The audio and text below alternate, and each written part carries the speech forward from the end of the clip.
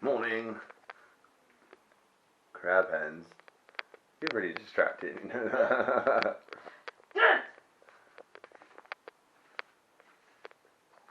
What's up, bike enthusiasts?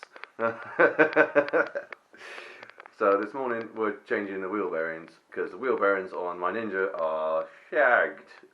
It's like making all kinds of horrible crunchy noises and shit. And I was kind of worried on the way home from work yesterday that the wheel might actually just come off. That's not good. It's a rear wheel, not front wheel. To be fair, the bike is about 20 years old. It is actually 20 years old, and might not have been changed since its manufacture. So probably about time. It's done about 49,000 miles now, I think, and thus it's probably due some replacement. Hooray.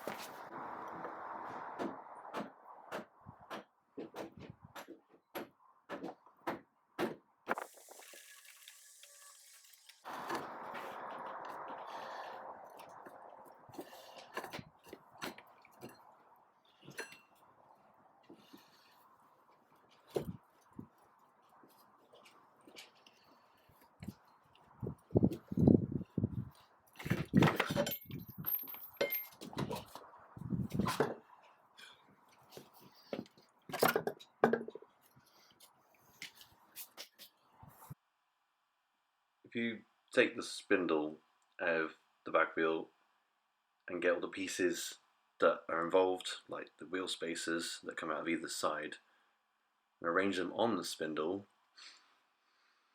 so that they are the way they should be when the spindle is installed, then you won't get things in the wrong order and you won't lose any bits. It's just a useful tip that I employ every time I take the back wheel off so that things don't get lost and I don't put the wrong bits in the wrong place.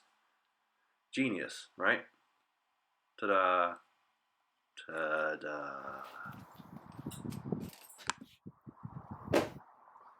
Ah, cock.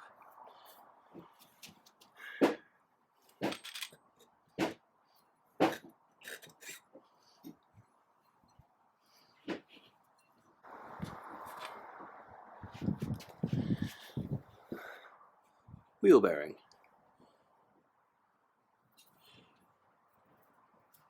Doesn't feel too bad.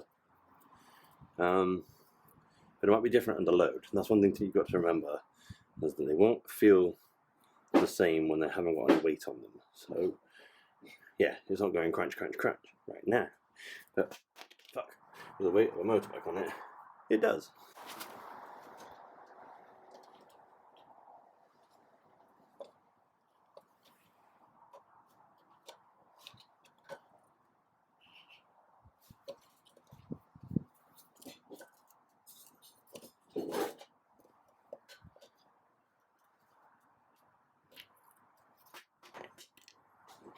Dust seal.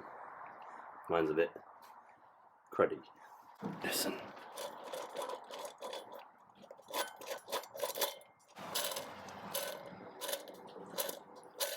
Bit shagged up.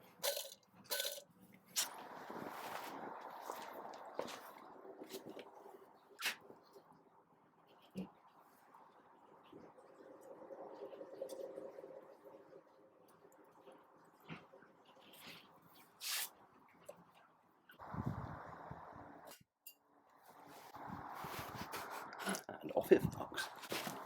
Keep hold of this.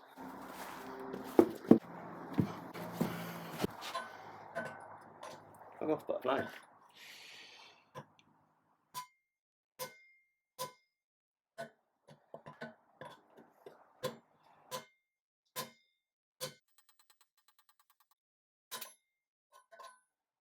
Ta-da.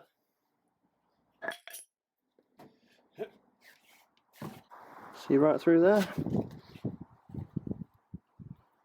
Lovely. That is a bearing-free wheel.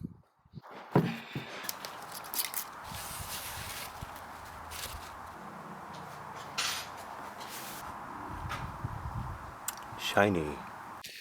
So I have opted for SKF bearings on account of I am an engineer and I know they use SKF bearings in most machinery, and this motorcycle here, if anything, is a bit of heavy machinery. So I'm going to put those in.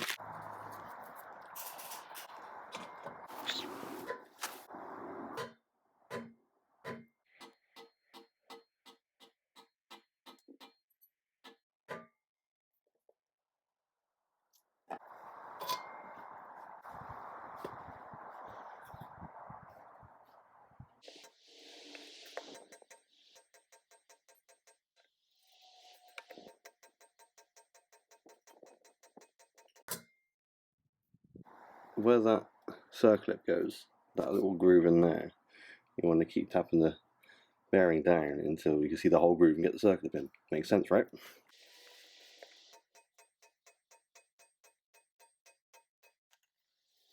Nearly there.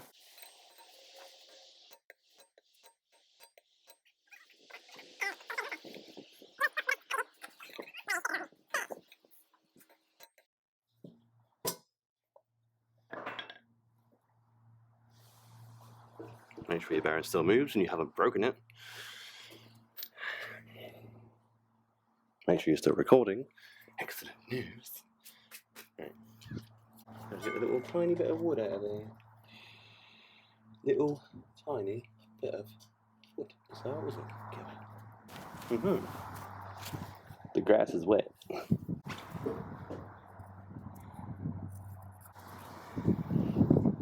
Blech. Remember this one? Remember this thing? Yeah. Remember, rags are the most important thing. Nice and clean. A-okay.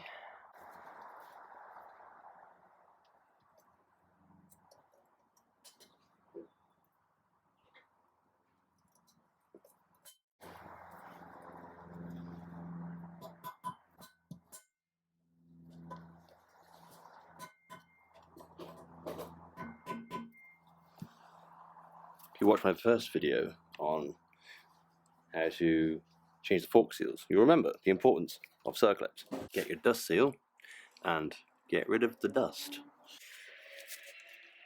Yeah, I think your fingers all over it so you want. I mean, most people might use a toothbrush or something. But you want to brush my teeth with.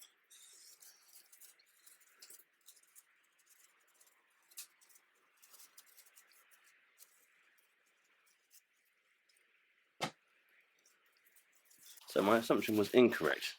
These bearings have been done before, and they've been done by somebody who obviously hasn't seen this video, because they've left a ding in here and a ding in there.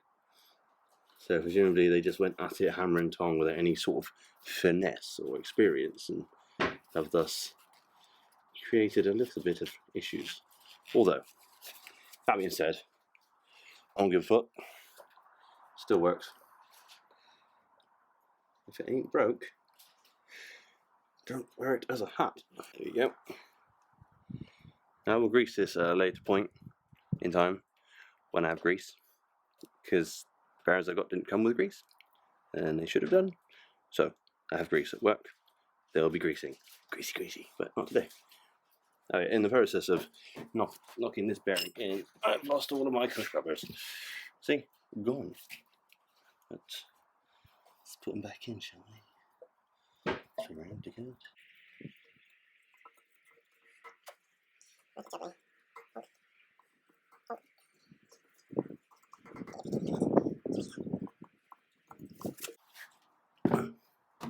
camera is overheating, so I'll give it a rest for a second. So now that I let the camera cool down a bit because it was overheating and made myself a cup of tea, we shall continue.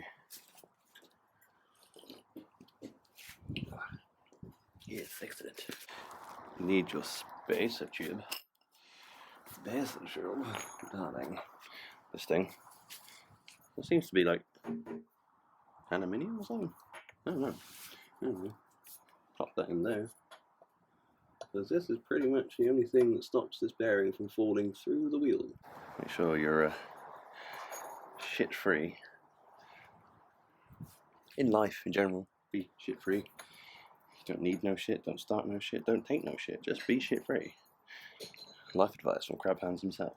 Okay, this one should just go in there like that. No worries. Not easy. Seems quite weird that that one has to be like clanged in and this one's just like, hey, I'll just run around like a crazy person. But that is the way it is, and we don't question why Japanese people seem to know what they're doing. One day I'll buy a bike that isn't Japanese. Clean as well. Get your cush. A lovely, lovely cush. There's also a bearing in here. So many bearings.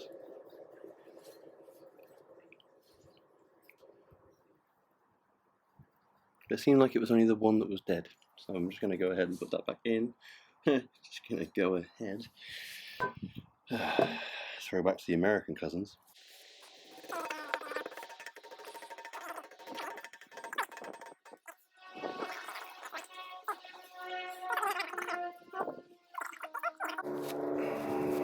Blech.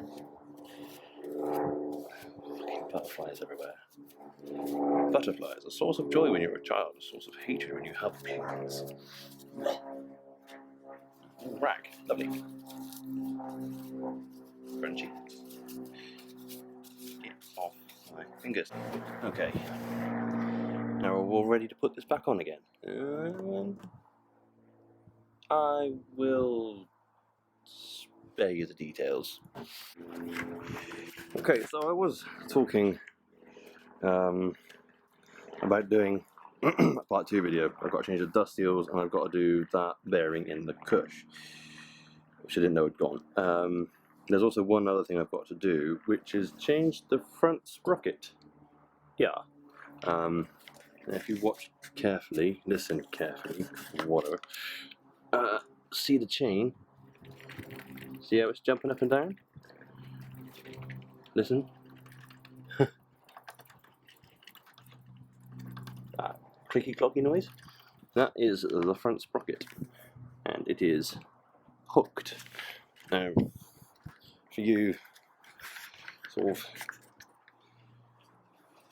lesser experienced motorcycle riders, what happens is your sprocket will get worn at the front, but because it's providing the turning motion, the barrels in the chains will cause it to, instead of being like a little point, it'll be like a wave shape, like some sort of Quicksilver emblem. Excuse me. My garlic turned blue. Sorry.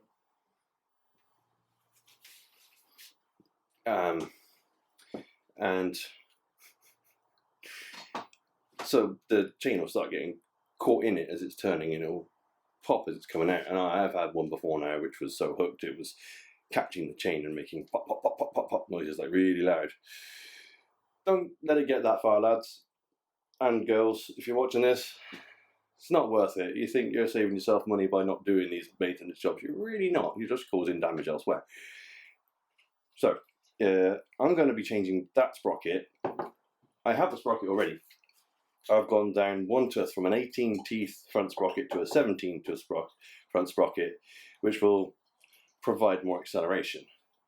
Not that it needs it, but it's already fast enough. Woo, woo. Anyway, yeah, so I'm going to be going to work, as in my workshop, my father's workshop in the forest, and I'll be doing that at a later date once I've got the other bits, as in that bearing and those 2 dust seals.